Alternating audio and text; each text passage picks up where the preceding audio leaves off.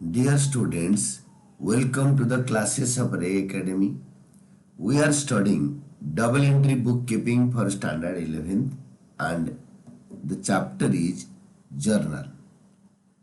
And we are doing miscellaneous questions. And the question is pass journal entries for the following transactions. Akash started business with cash rupees 3 lakh, bank deposit of rupees 40 lakhs and furniture rupees 4 lakhs. इसमें date particulars वगैरह बनाना जैसे होता है बनाओ. Journal entries of dash नाम देने रखा है. 5 कॉलम आपको बनाना आता है. Date particulars, ledger folio, debit credit. और यहाँ पे ईयर तो है नहीं, ईयर में एक क्वेश्चन मार्क या डैश लगाओ और रुपीज का सिंबल. इस क्वेश्चन में डेट नहीं है, ABCD है. ए में 3 चीजों के साथ बिजनेस स्टार्ट किया तो बिजनेस का एसेट इंक्रीज हो रहा है. Cash 3 lakh, bank balance 40 lakh, furniture 4 lakh और ये तीनों को मिलाकर कैपिटल, तीनों को ऐड कर दोगे तो आपके 47 लाख बनेगा. इनफैक्ट ये सारे इंक्रीज हो रहा है.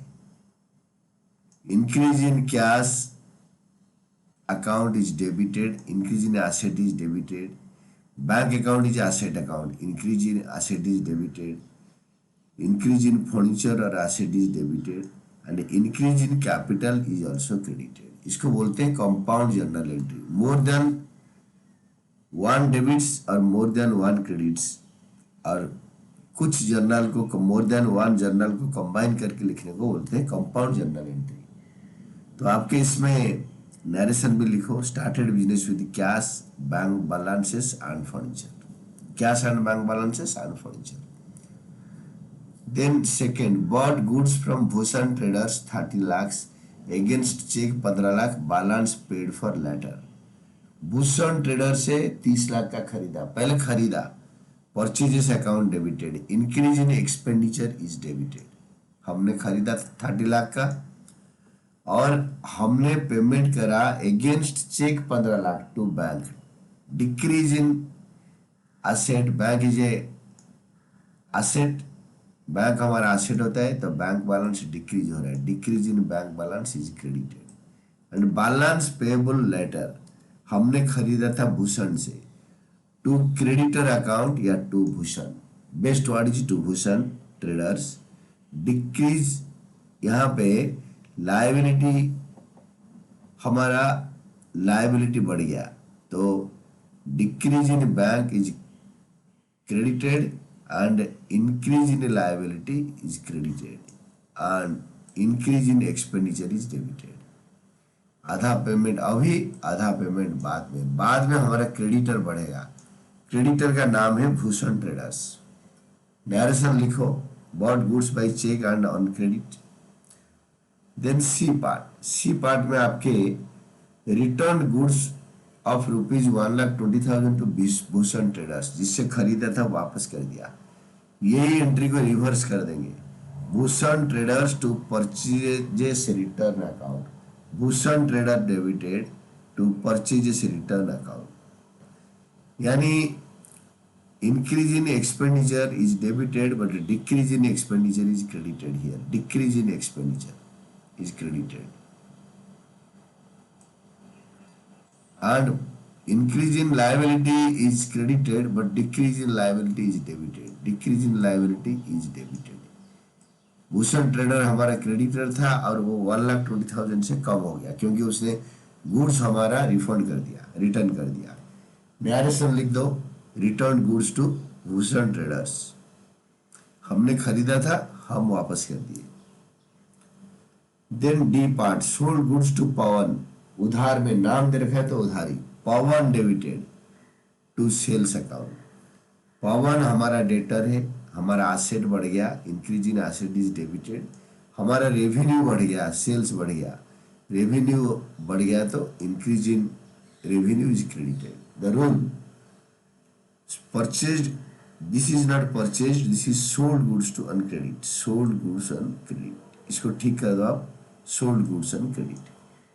टोटल कैरिड फॉरवर्ड, इसको टोटल करो, नेक्स्ट पेज में total brought forward. Then paid to Bhushan traders 1,50,000 and cash discount receive 2%।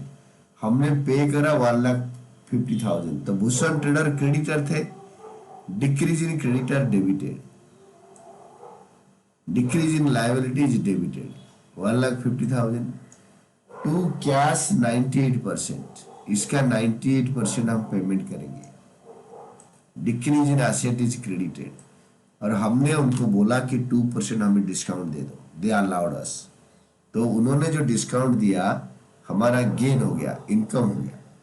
Credit all incomes and gains को हम बोलेंगे increase in revenue is credited, discount हमें 2% मिला, इसका 2% 2/100 3,000, increase in revenue is credited. Narration लिखो, cash paid to Bhushan traders and receive discount. Then F, goods return by Pawan, Pawan को बेचा था तो sales returns account debited to Pawan.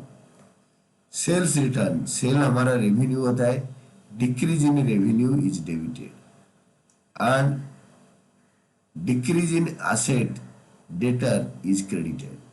Narration लिखो, goods return by Pawan, उन्होंने हमें वापस कर दिया। G, sold goods for cash, cash account debited to sales account.